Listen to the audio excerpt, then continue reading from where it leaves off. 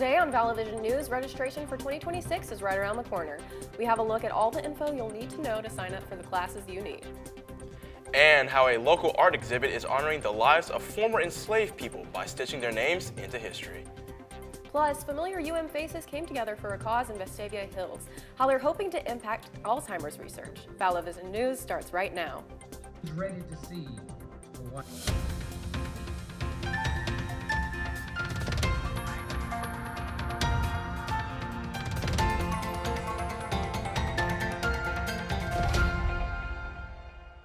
Hello and welcome to Vallo Vision News. I'm Meg Wallace. And I'm Cameron Short. Thanks so much for watching.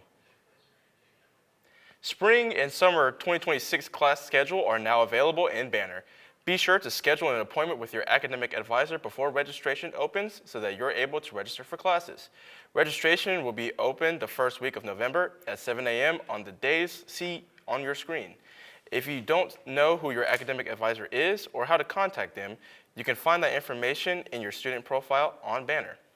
Also, if you need to drop a class this semester, Monday, October 27th is the last day for withdrawals. Students can withdraw from courses until 11:59 Monday night, but the registrar's office recommends doing it before 5 p.m. so students can call their office to resolve any issues. More than 120 high school students from across Alabama were on campus today for Exploring Communication Day. The students rotated through 6 sessions to learn about what the comms department has to offer. The high schoolers got hands-on experience in studio production, digital filmmaking, flying drones, and layout design. Students also attended a workshop with UM's Falcon Facilitator student, Mass Comms Program Coordinator, Dr. Bruce Finkley, says today's event was a success. I think it went really well. We got a lot of really good questions from students about different majors and minors and combinations and what they'd be able to do with any sort of degree in communication. Follow at UMComms and at UM_MassComm on Instagram to learn more about both programs. The Carmichael Library is giving old books new life by holding a book sale. The sale includes both donated books and old library inventory. Paperback books are $1 and hardbacks are $2. Students are taking advantage of the low prices by coming back day after day. Montevallo freshman Elliot Lear says the book sale gives students a chance to buy books they might not want to spend their money on otherwise. It's a good opportunity to get people reading again for like a good price, especially when most of these are like donated and already used. So it's good to keep giving the books a new life after they've already gone through one person's hands. Books can be paid for by cash, card, and Venmo. The sale lasts through November 7th. More material from iconic Alabama author Harper Lee has now been published.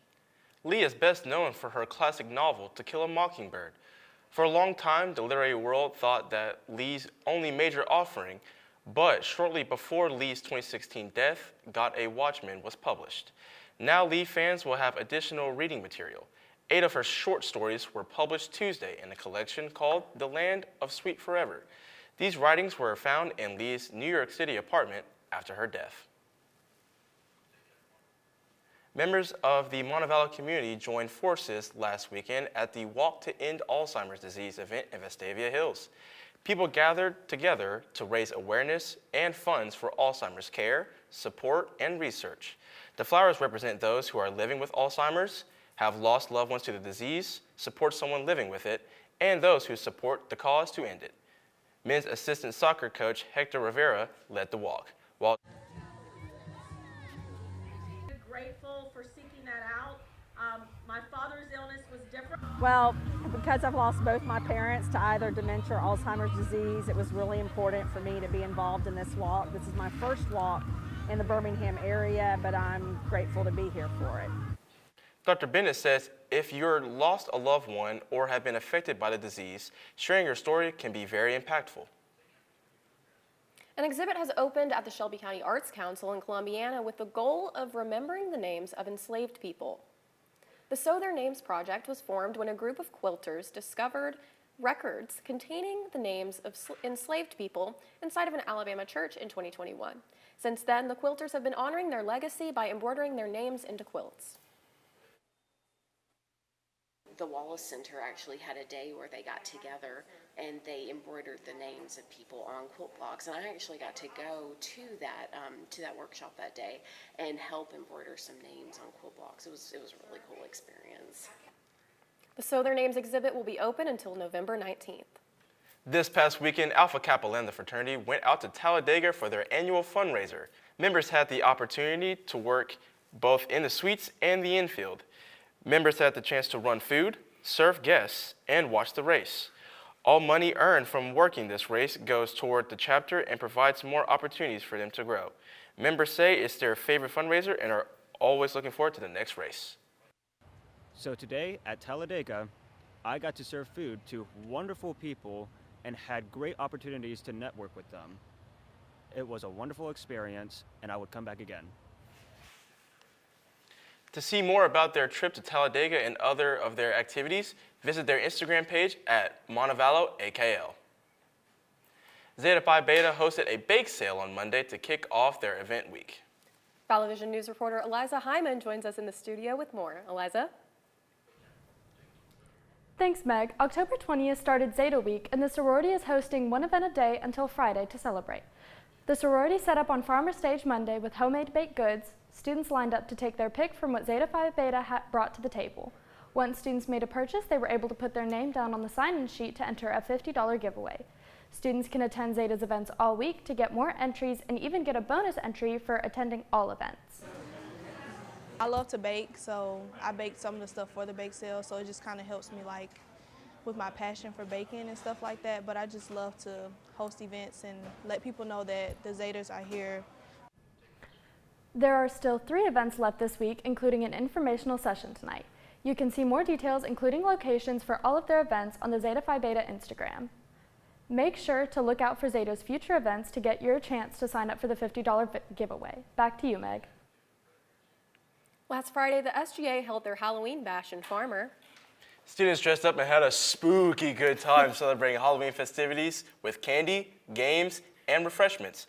Students also had the chance to compete in a costume contest. If you missed it, don't worry, more Halloween events are coming up around campus. You can check Falcon Link for a full list. We need to make a correction to a story we aired 2 weeks ago about food accessibility on campus. In that story, I said that Einstein's charged to remove items, and since then, I spoke with Jason Quarles from Chartwell's Higher Education, who informed me that Einstein's has never charged to remove items and only charges when items are added on. We regret our error. Remember, there's always more news 24/7 on our social media pages. Just search for Vallo Vision News on Instagram, Facebook, and X. Coming up next on Vallo Vision News, a peanut problem that's finally cracking. See what doctors have to say about their deadlines and peanut allergies and the reasons behind it. And later, that morning cup of coffee may be costing you a little bit more than before. What's causing the increase? We'll tell you coming up. Your college years aren't just about academics. From college night traditions to local hotspots, there's no shortage of things to do. Every year of your education, Montevello means more fun and memories along the way.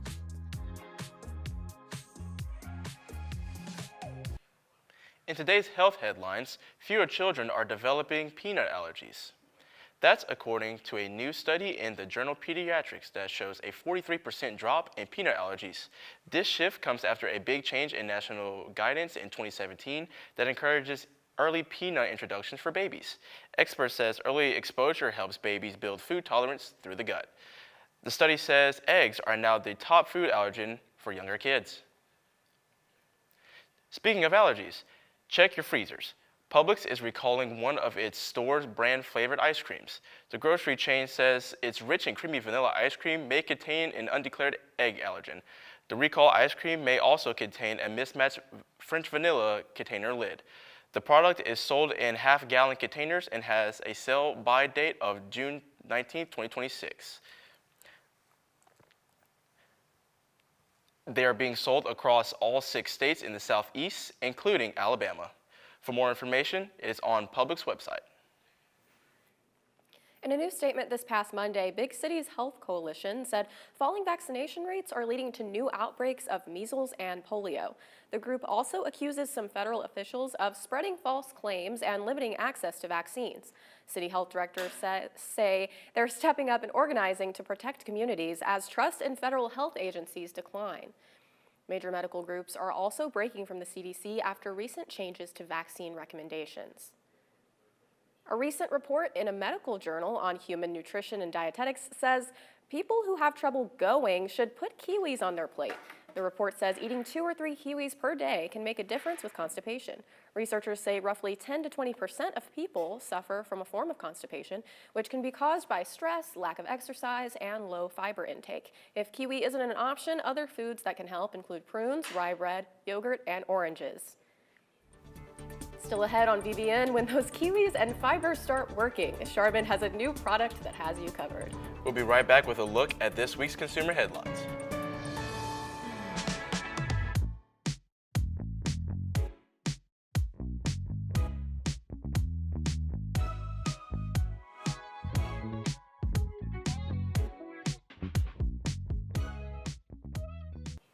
Welcome back. In today's consumer headlines, Charmin is rolling out of a huge new release. The brand is introducing what it calls the Forever Roll. It's a 1,700 sheet roll of toilet paper that is meant to last up to a month based on a 2-person household. The roll is about 32 times larger than a standard one. The Forever Roll is available online and in stores, including Walmart, Target, and Amazon. The company is even offering a 30-day money-back guarantee. Charmin insists it's still the same 2-ply ultra soft toilet paper that people love. Gas prices are inches lower. AAA says the current national average for a gallon of regular gasoline could reach the $3 mark for the first time in 4 years. In the past week, the average has dropped more than 5 cents a gallon to $3.03. The travel agency says several factors are behind the drop, including lower demands, falling crude oil prices, and a cheaper winter blend gas at the pump. AAA says Alabama's current average is $2.69. Here in Shelby County, it's $2.67 a gallon. If you've noticed your morning coffee costing you a little bit more these days, you're not alone. In recent months, retail coffee prices in the United States have jumped. In fact, they increased by more than 20% in August compared to last year's report. Reporter Michael Yoshida has more on the story. For many, coffee across the United States is getting more expensive. We will have to do a price increase. There's no doubt about it. Robert Peck, CEO and co-founder of Commonwealth Joe Coffee Roasters, says it's been a challenging year in the coffee industry, with costs rising and margins down. Some people, we've already seen a shift. They're now buying beans and they're brewing coffee at home because that brings down their daily expense. 99% of all coffee consumed in the U.S. is imported, according to the National Coffee Association. And with many coffee bean growing countries slammed with tariffs by the Trump administration, including Brazil, the U.S.'s top supplier, which faces an import tax of 50%, big brands and small shops have been trying to absorb costs. Because costs are high now. For the first time ever, we're thinking about, okay, well maybe let's just not print the gold on the inside, because that could save us another couple of cents a bag. We're trying to get creative without changing the quality of the product inside, which is what consumers care about the most. But it's not just tariffs causing trouble. Shipping costs are also rising, while bad weather and droughts in places like Brazil and Vietnam are impacting harvests and production. And when supply goes down, prices go up. We may have to think about switching, from Brazil to a Honduran coffee or a Colombian coffee or a Mexican coffee. At the end of the day, if you're not running a profitable business, you're not going to be in business for very long. In Washington, Michael Yoshida. Coming up on The Buzz, K-pop Demon Hunter is coming back to the big screen. Find out how long you'll be able to see it in theaters. Also, see how Swifties raised more than $1 million for sea creatures, all because of a t-shirt. Preston Bennett joins us for The Buzz when we come back.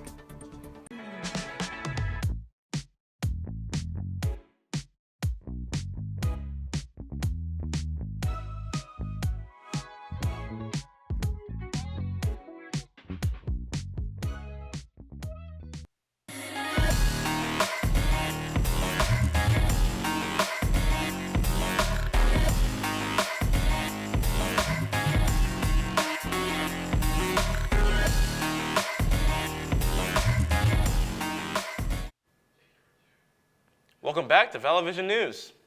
Buzz anchor Preston Bennett joins us now with a look at the entertainment and pop culture stories that have us buzzing this week. Preston, welcome. Thank you. Legendary rock legend Ace Frehley, the original guitarist for Kiss, has died. He was 74 years old.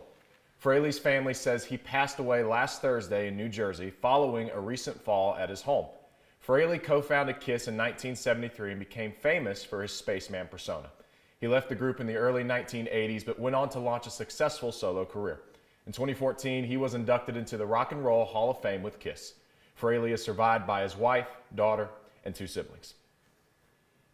From a record-setting Netflix film coming to theaters to a new live album from rocker Sammy Hagar, here's Douglas Hyde with today's Hollywood Minute.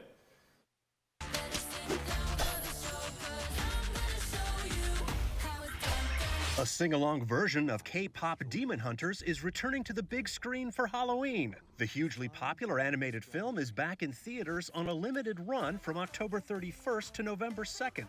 It's Netflix's most watched movie ever, and the streamer has created lyric videos just in case fans want to practice first at home. Nothing is ever easy, but we learned so much, and that's why we wanted to give you a glimpse into the spirit of the making of the film.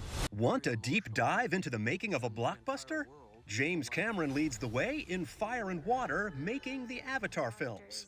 The new 2-part documentary gives a behind-the-scenes look at Avatar: The Way of Water and a sneak peek at the upcoming Avatar: Fire and Ash. Fire and Water debuts on Disney Plus November 7th. Tune in to what tonight has got to offer. Listen, we may never be here again. Sammy Hagar's new live album was recorded this year during his residency at Las Vegas's Park MGM. The veteran rocker performed more Van Halen songs there than he has in decades.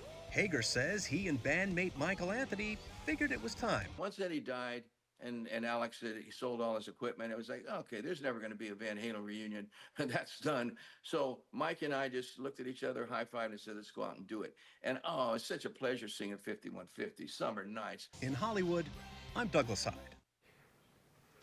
What about you guys? Are you excited that K-pop Demon Hunters is returning to the big screen? I know we are all huge fans. Oh, yeah. I mean, huge fans, I love me some especially soda pop. these two. I love me some soda pop. Love it. It is catchy. I'll give you that. It's catchy. It's good stuff. Finally today, a vintage t-shirt worn by Taylor Swift has sparked a huge fundraising campaign for a California aquarium. Swift wore this Monterey Bay Aquarium Otter t-shirt in her movie The Official Release Party of a Showgirl. The shirt drew so much attention from Swifties that the aquarium started reprinting it. The tees are being sold for $65 each to raise funds for the aquarium's Sea Otter program. So far, sales have raised more than $1 million. So my question for you guys is, would you spend $65 for that shirt? No. No? I mean, I wouldn't either, personally. I know Dr. Martin would love it, though. Dr. Martin 100%. would absolutely And obviously the $65. Otters do, too. She'd probably spend $85 or $100 on that shirt. 100%.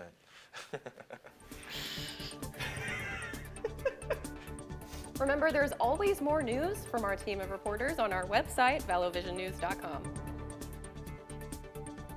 That's all the time we have for today's show. Thanks for watching, and be sure to tune in to Vallo Vision News again next Wednesday.